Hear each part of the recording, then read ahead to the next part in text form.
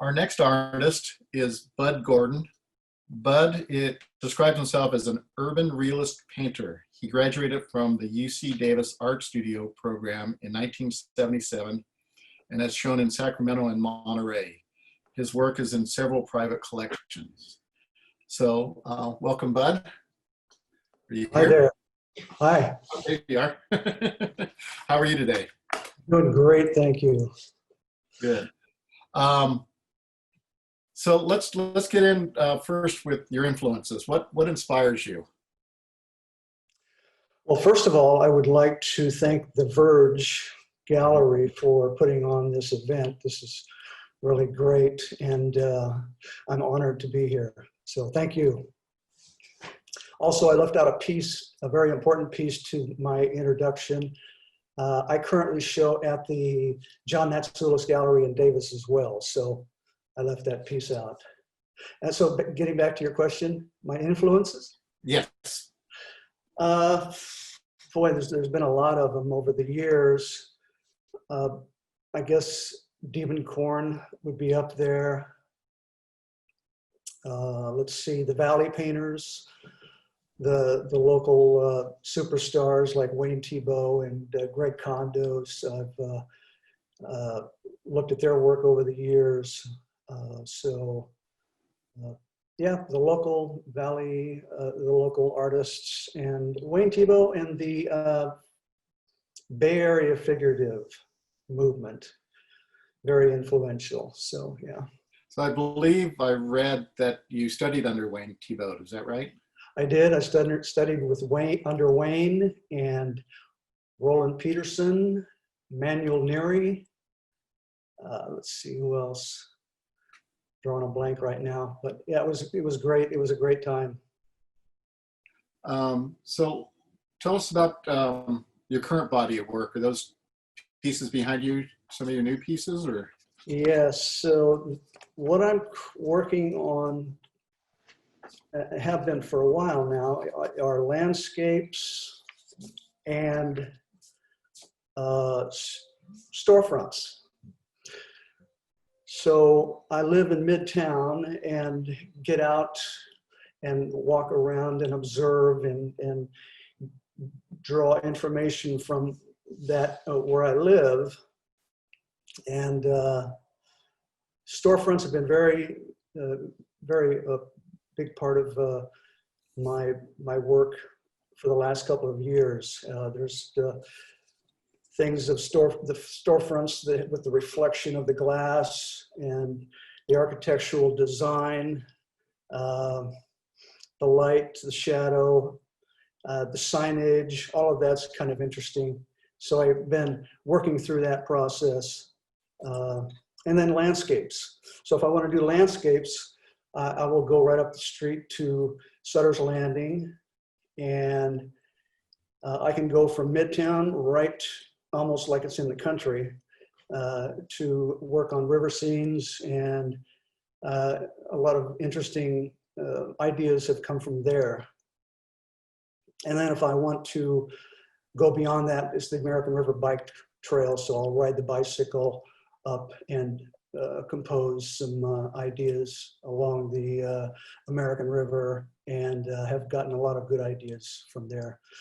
And so I have the storefronts, and I have the local landscapes, and I show in Monterey. And so going down to Monterey, I will go by Hollister and the Salinas Valley and compose landscapes of the agricultural industry down there. The figure in the landscape is really exciting for me.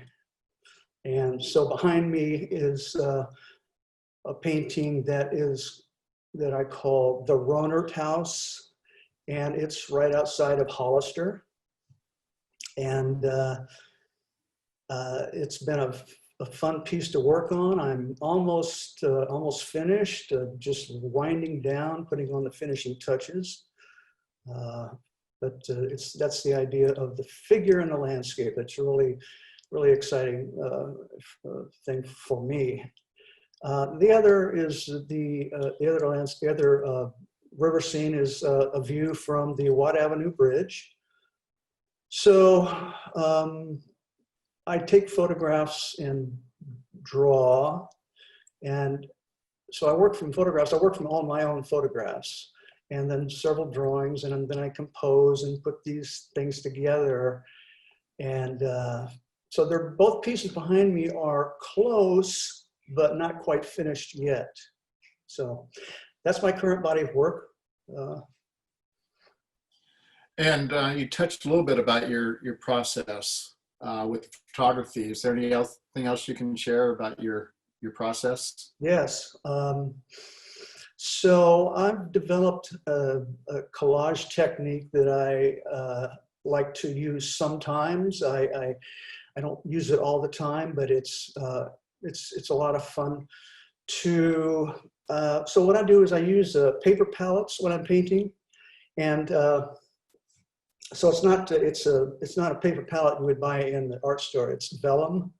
So I lay a sheet of vellum down and I put out the colors, and that's my palette. And as I go through the process of painting a picture in the conventional way, the palette will build up and it'll get to a point where I don't want to use it anymore for whatever reason why you would change a palette. I'll set that paper aside and bring out another sheet of paper and continue, make that my palette and continue. And so I'll take the paper that has dried after a couple of days that the paint has set up, and I'll rip and tear. And so when I paint the picture in a conventional way, sometimes I just feel like having a little fun, and I'll rip and tear and place these pieces of paper on the image. And it kind of gives it a different way of looking at it, a different vibe. And it's just a lot of fun. So I interact with the work that way. Both of these behind me, I've employed that technique. So I like the texture buildup. I get some interesting results, but I don't like doing anything the same way all the time. I do move around quite a bit, but at the end of the day, I'm a realist. But I have ways of manipulating that process to satisfy my visual outlook. So I paint two ways. I paint the conventional way, and I enjoy that, and I have been doing that for a long time. And then just in the last few years, I do the collage technique, and I get some interesting results that I cannot get by just using the brush technique. And so, yeah, it's a lot of fun. And that's pretty much the way you've always done it, or have you evolved? No, I came up, this idea really came along, I'm not really sure how it came along, but it developed over a period of time. And I would say in the last 10 years, I've been painting like that. Okay. So I really like the textural buildup in certain cases. And I can use the torn paper to describe form, just do different things that I cannot get by a conventional brush action. Okay, that's great. Wonderful work. I really love both those paintings.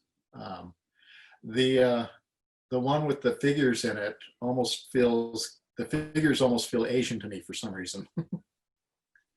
I'm not sure. Well, it's interesting. The house, I met with the owner. The house was built by Waldo Ronert, who started a seed business in Hollister right around the turn of the century, 100 years ago. And he went on to have great success. And I believe the town of Ronert is named after him. Oh. even though it's not, this is not anywhere near Ronert Park, but that's where he started. And great people, really enjoy the area. The agricultural landscape is just stunning. Moving on to the next question. How has your practice changed due to COVID? Well, my day job dried up, and we went into quarantine, and it's allowed me more time in the studio rather than, well, when you're working, we have our day jobs. When you're working, the studio time is fragmented. So it's either in the morning, at the end of the day, late into the evening, or the weekends. Now I've had so much time in the studio of just really getting a lot of work done. I'm really kind of enjoying it. The day job is starting to pick up again. So, and then another thing, needing art materials. I'm buying art materials online now. So there's like a 2-week turnaround for anything that you order. So got to kind of plan ahead for that, and don't want to run out of materials. But yeah, it's been a bit of an adjustment, but it really has not been a negative for me. Terrible times, of course, but I've made the most of it, and yeah. Curious. More time in the studio. What is your day job? I am a house painter. Okay. I've been painting houses for a long time. I have some wonderful people that I've met over the years.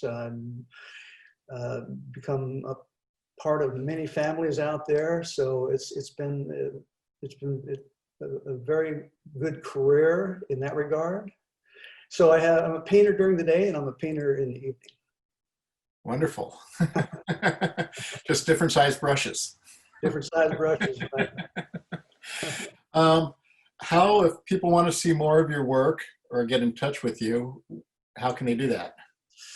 I have a website, budgordonpainter.com, or let's see, what's the other one?